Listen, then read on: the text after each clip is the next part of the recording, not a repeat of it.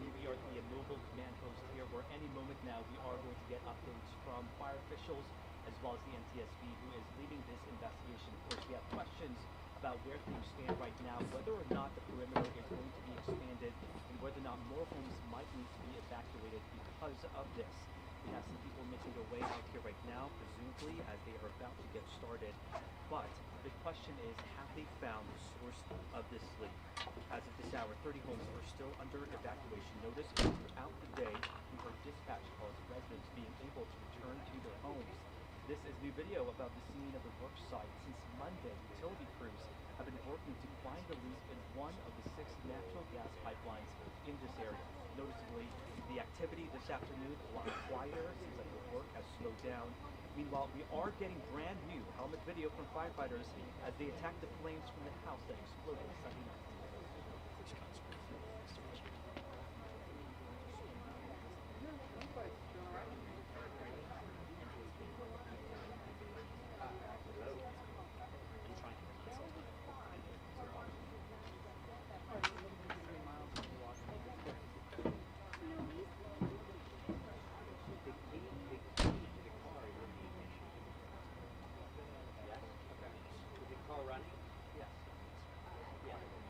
Give it a twist and bring it down.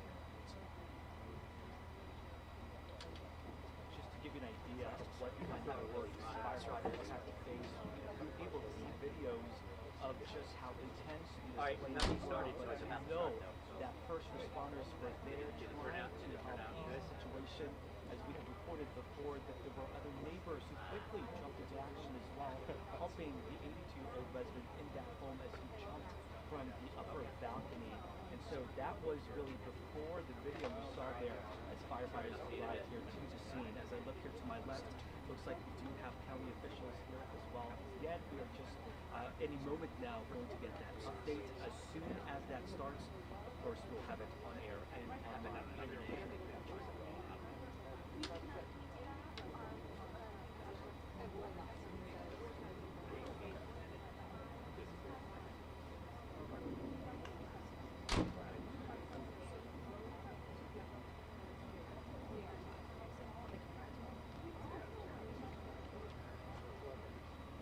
that is just based off of the dispatch calls that we were hearing. So essentially it's communication among the people who are wanting to get back.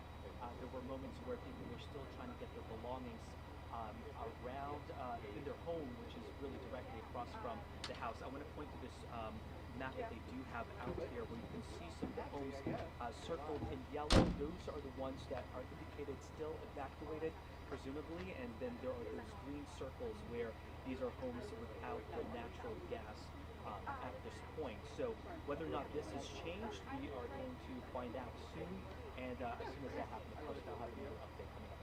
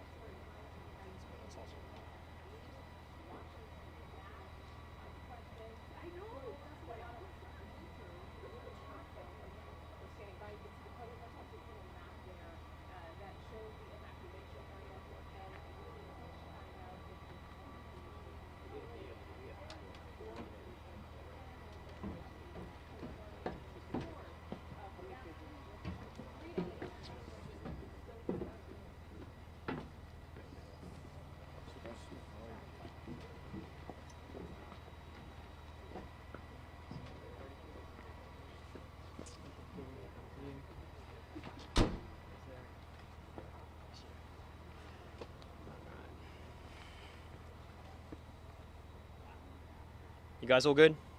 Everyone's good with microphones, everything? All right.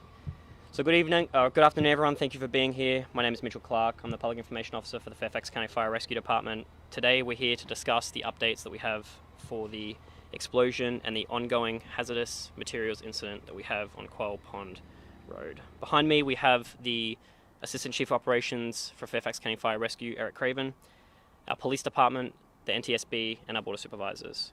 Additionally, today we also released some body-worn camera footage from our firefighters, and we'll continue to release more information as we have that. I ask that you hold all your questions till the end, and we'll try our best to answer them, but in the case that we can't, we will follow up with you at the end. Thank you. Chief. Thank you. Good afternoon.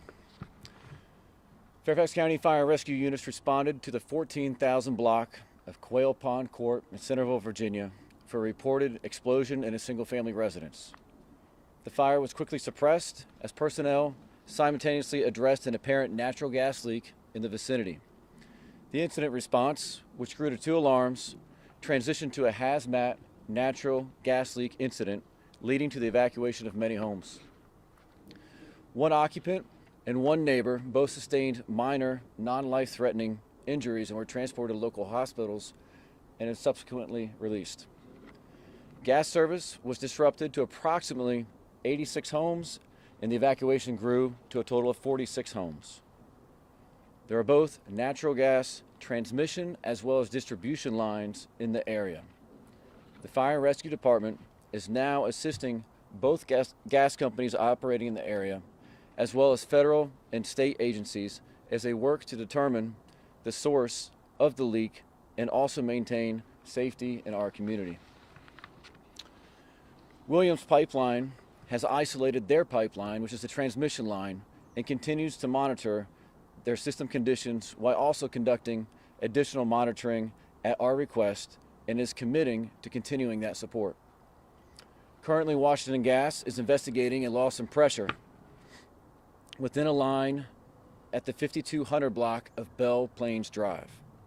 Washington Gas will continue to find and repair any leaks associated with the loss in pressure on that line on Belle Plains Drive. It's estimated that this could take 48 hours or longer. Fairfax County reoccupancy plan is zoned out geographically in the area, and the timeline is dependent on 2 outcomes. The first, the location, repair of any of all leaks in compliance with the state and federal authorities operating on site. And then second, the Fairfax County Fire and Rescue Department conducting atmospheric monitoring inside all residences and ensuring that they have normal readings that are maintained prior to them being reoccupied. Thank you.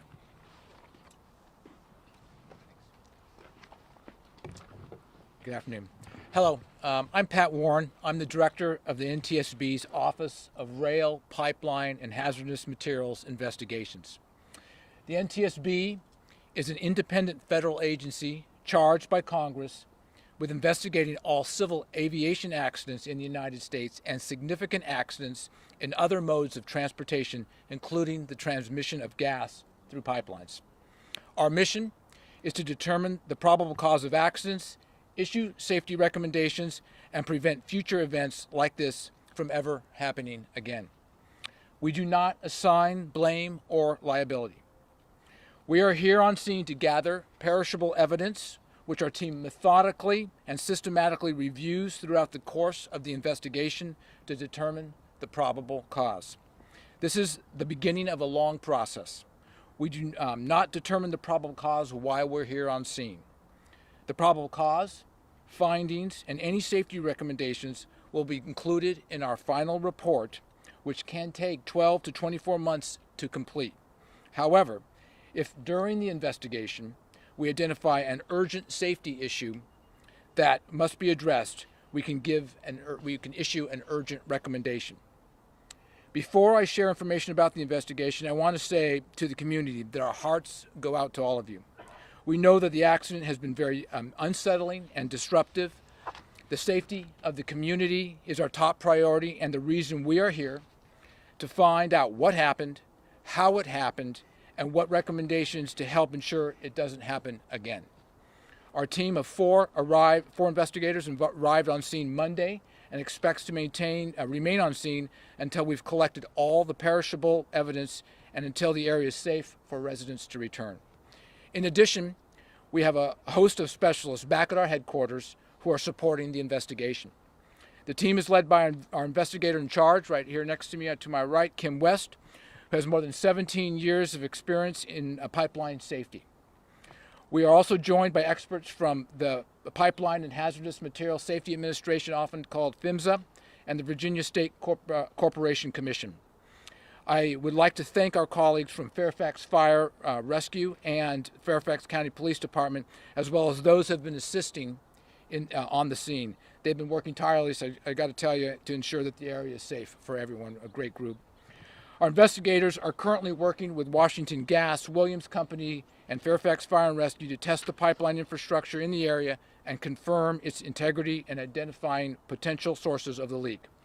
Teams are currently testing the Washington Gas supply lines and estimated it will conclude testing in the next few days, as you just heard. At this time, we're focused on the Washington Gas pipeline system, but it is still early in the investigation, and before we leave the site, we will validate if there are any issues with the Williams Company transmission lines that are also located in the neighborhood. Our investigators have also examined the presence of gas in the area in the larger area to better understand what led to the explosion, and they will be interviewing responding organizations to gather additional information about the scene and at the time of the event. In the coming days, we will continue conducting interviews, collecting evidence, and following the work to ensure that any leak is detected and repaired. Witnesses to the accident or those who may have surveillance video or other information that could be relevant to the investigation are asked to contact the NTSB at witness@ntsb.gov. Again, witness@ntsb.gov. Information about the investigation can be found on the ntsb.gov website as well as on X at NTSB_newsroom. We'll take a few questions now, and I ask that when you are called on, you state your name, affiliation before you ask a question. I wanted to know what you can tell us about whether or not the pipelines had an advanced detection leak system. So we're beginning our investigation right now, and we're collecting all the. Yep, sure. Yeah. Yeah, sure. We're beginning the investigation now. We have a lot of information to collect. That is the kind of information that we will be gathering. Question from Ben Dennis from DC News Now. Chief, this may be for you, but you had mentioned this, if you look at my notes right here, Washington Gas investigating loss of pressure within the 5200 block of Belle Plains Drive. That's, quite a ways away from here. Is this a secondary leak that was identified recently? What's the situation there? Actually, the house that had the apparent explosion is a corner lot.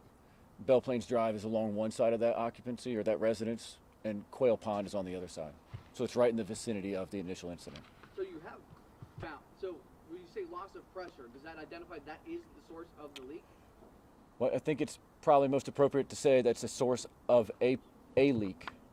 We want to make sure that the area is extensively investigated to make sure that any leaks are found and addressed. But yes, there is a loss of pressure when tested with air, which means when it had gas in it, natural gas in it, that there was most likely a leak of natural gas from that pipeline. So one leak has been identified, the location has been identified, but potentially more are still being investigated. And I think I could clarify by saying not necessarily a leak, because the gas company hasn't put eyes on the leak, like the exact portion of the pipe where the leak occurred, but they know the section of pipe where they're losing pressure. So you've heard me talk previously that they're narrowing that scope more and more into a small area of pipe. That's now a section about 1,000 feet long, and we know there's they know there's a loss of pressure within that 1,000 feet. Now we go to sectioning it off, figuring out exactly where that leak or others may be. And that leak, Chief, is on the main transmission line? No, that's a great point for clarification. So the line along Belle Plains Drive is a distribution line maintained and operated by Washington Gas. The distribution lines on the easement on the other side of the house that exploded are transmission lines maintained by Williams Pipeline. So can you clarify, this is a distribution line run and owned by WGL? Is that where you're saying the leak is at in this 1,000-foot section? That's affirmative. So one other question, if I may follow up real quickly. You've got still a lot of people who are impacted by this. Do you have any timetable in terms of when the residents who have been evacuated will be returning home, and also the shutoffs when they could be turned back on? Any timetable? Absolutely. The question was, is there any idea of when residences may be reoccupied and what that timetable may look like? And as I mentioned previously, Fairfax County has a plan that's zoned out geographically, and we articulate it that way because if it's determined that certain sections of the transmission line or distribution lines are 100% intact and there's no readings, it's 100% safe for the residents to reoccupy, then we'll reoccupy portions of, but not all of the evacuated area. The timeline is 100% dependent on two things. One, that all the leaks are found and repaired, and two, that the Fairfax County Fire and Rescue Department is able to go into those occupancies, clear all floors of the living area to ensure they have normal atmospheric readings and to maintain that before we put people back in that situation. Chief, that could be a couple days. USA 9, can Yes, you sir. clarify, are we expanding the perimeter at all, or is it staying as is? Unless there are any new findings, the perimeter will maintain the exact size that it is. And to clarify, is there only one leak or multiple leaks? I appreciate the question. We know we have a section of distribution line that is losing pressure. That could be one leak, that could be two leaks. That's up to the utility company, Washington Gas, to determine and find and fix. And how old are these lines? Does that have to do anything with the leak as far as the age of these lines? I'm not a subject matter expert on gas lines. I would say that I would refer that question to Washington Gas. Chief, really quick, just to follow up for the NTSB and just in terms of the timeline, the NTSB had issued some safety recommendations many years ago about the need for advanced leak detection systems and pipelines. You all have said that the pipeline leaks are a known problem. In fact, it was your most wanted improvement in 2023. Are those rules in place right now for pipeline systems? Or, and if they're not, can you explain why they're not in place? So NTSB has put out a recommendation asking for leak detection, recommending leak detection in the different pipeline systems out there. Many of them have them to some degree or another. As for this particular case, it's some information that we still need to gather, and as the investigation goes on, we'll make sure we check on that. And then let me just ask, is there a representative from Washington Gas here right now? So- Okay, so what is your message to people who have questions for Washington Gas and they feel like they have not been responsive? What is their message that you all would like to relay for this neighborhood that's impacted and potentially many more who could be impacted? Sure. Yeah, I think it'd be fair to say Washington Gas can speak on their own behalf, and I would not even try to represent them. So Right, with but they haven't. they haven't what? They haven't spoken on their behalf. Yeah, I would refer you to their website or their designee. Thank you. Are you getting cooperation from them? Are they cooperating with you as a party with the NTSB, as a party to the investigation, sir? No, the question is Washington Gas a party of the investigation? They are a party of the investigation, and they are cooperating. Sir, can you explain, I think the general public is probably familiar with the types of things that you're looking for in an aviation incident or maybe a railway incident, maybe less familiar in these types of incidents. Can you explain, generally speaking, the types of evidence that you're looking to gather, the types of questions you're trying to answer when you're looking at an incident like this? Sure. So the question is, what kinds of things do we ask and look for at these different accidents? We look in three general areas. We look at the environment, how the earth was, how the ground was, how the weather was. Often have some impact on the investigation. We look at the people involved, so the humans involved in it and what they were doing, whether they were technicians, whether they were in a control room or any other phase of the operation, as well as people who live and working around and observed anything out there. And we also look at the equipment, and in this case it's the pipeline itself largely and anything that goes with it. So we take a look at all those things, and that's part of our evidence gathering and then analysis. Do we know what type of material the pipelines are made of? So that's part of what we're doing right now. We're identifying what all the materials are that these particular pipelines are made of, and as the chief just said, as we isolate where we think the leak occurred or the gas escaped, then we'll be able to hone in better on what those materials were. Question about the timeline. Do you know how long it took from the call for the smell of gas earlier in the day between that call and how long it took for Washington Gas to show up and start investigating? We do not have that information. That would be Washington Gas's records. I can tell you that Fairfax County's 911 center received the call, and just over 5 minutes later, Fairfax County Fire and Rescue Departments and surrounding jurisdictions had units on scene at the reported house explosion. Chief, considering the... Let me just say, well, Go ahead. what the NTSB will do right now is that we are gathering all that information for the timelines. The question is, what's the timeline for what happened from before the accident, during the accident, and past the accident. So we are collecting all that information, and we will create a timeline. And it can be complex because many people have a bit of information about it, and that's what we ask. If you have information about it, come to our witness at ntsb.gov address and let us know if you have some further information. But we will. That's part of the investigation. Chief, considering the magnitude, and we've seen the video of the fire and the explosion, and the body cam video, you say there's 2 minor injuries. Is it pretty amazing that out of this, there's only 2 injuries, that you don't have a death toll that could have been considerably much higher, considering the magnitude, and so many pipelines running in this general vicinity? Absolutely. I would say that the occupant of the house, who was inside at the time of the explosion and then was assisted out by a neighbor after the explosion, is extremely fortunate. And thankfully they had neighbors that are willing to step up and assist them in such a time of peril. Supervisor Smith, there's been a few questions about accountability. I realize these agencies are probably not in the position to speak on behalf of Washington Gas, neither are you, but your constituents have a lot of questions for these companies who make a lot of money off of, you know, the services they provide. Would you like to see some more accountability from these companies that are out here and doing work and not answering questions from And can we a lot get of your your name, please, constituents? before you... Kathy Smith, I'm the Sully District Supervisor. We have such great professionals that work in Fairfax County with the fire and the police. I think it should be reassuring to the community that NTSB is out here and they will ask the right questions. I totally understand the concern of the community because you want all the answers right away. But I think the most important thing for the community right now is these people behind me are going to make sure that the community is safe. And they won't let them back in their homes until they know they're safe. So lots of questions. The people behind me will find those answers. I will get information about that. But number one is keeping this community safe. Thank you. Now that it's been determined at least which line is showing lots of pressure, will you continue checking all of the other lines, or will it not need to be a one-by-one? Sure. Thank you for that question. The question was, will we continue checking all the lines in the area in a systematic approach? And I think it's important to reinforce that Fairfax County Fire and Rescue Department's role in this incident at this point is completely supporting and protecting the residents in the area. So as far as the testing systematically of the lines, we rely and support the efforts of both utility companies.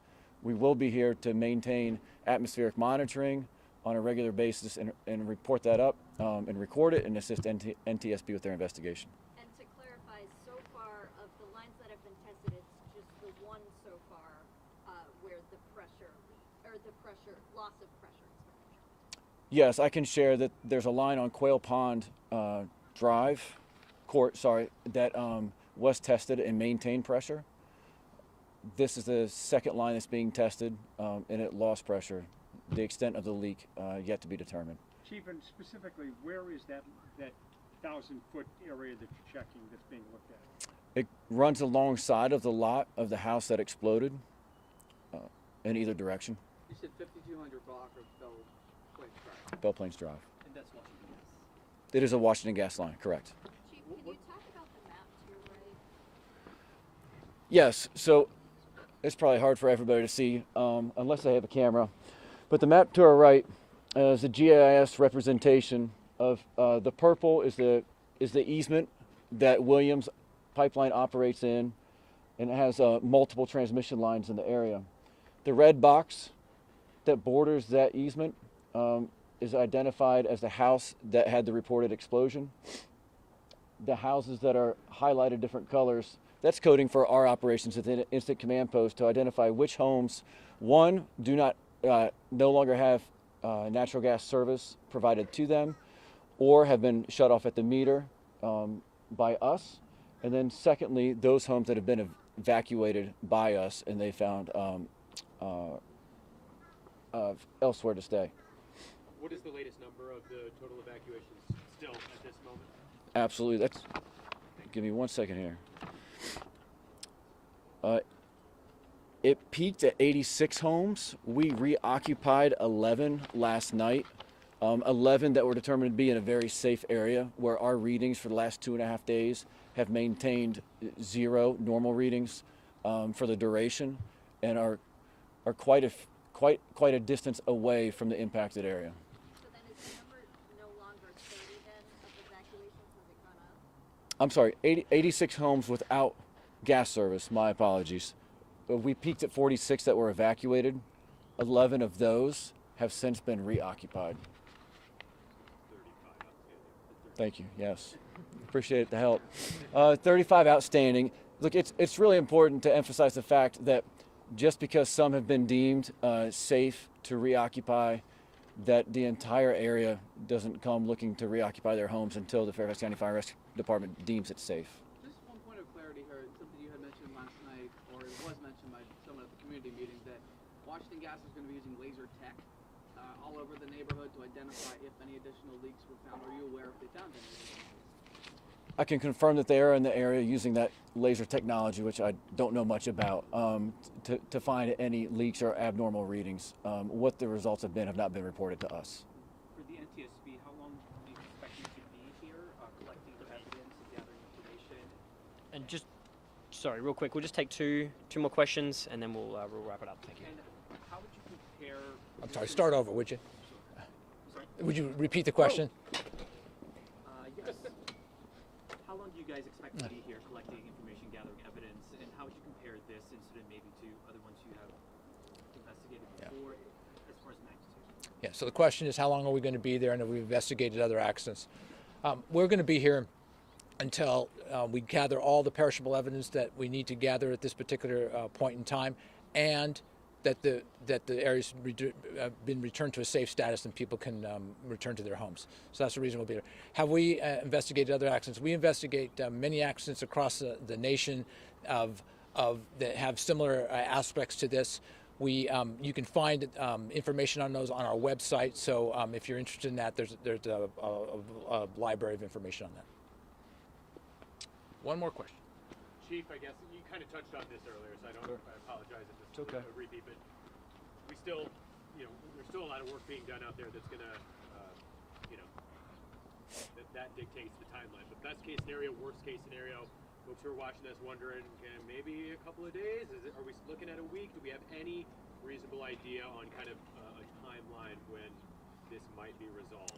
I think you could see a best case scenario, the majority of the homes being allowed to reoccupied no sooner than 48 hours from now, depending upon the status of the leak that Washington Gas finds and what those conditions are as they try to access their line, which is 6 to 8 feet generally in that area, access it, fix it, pressure test it, and then we go into all the homes and take all of our readings and ensure that they can maintain those normal readings. Sir, how big is the line that's in question here? I can't answer that. I would defer that to Washington Gas. Thank you all very much. And actually, though, Washington Gas is going to defer us to NTSB because they're saying they're a party in the investigation. Can NTSB clarify or at this time? Yeah.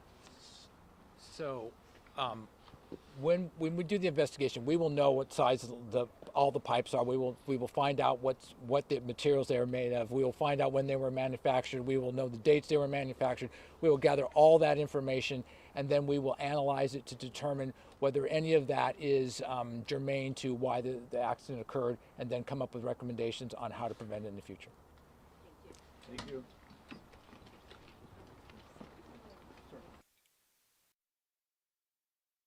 Right? Just turn on your wireless. Okay, I'm turned on. For the first one, and then I'll get it, plug it to you.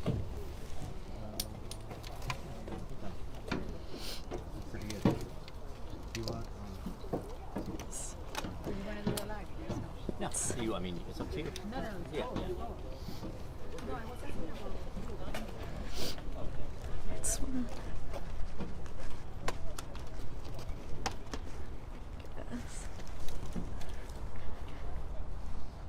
You just have that. Yeah. I might just wait to step in front till you hear from someone because.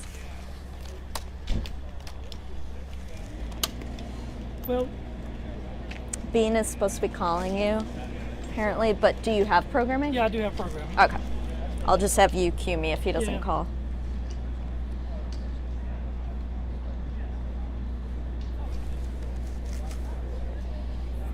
And crews know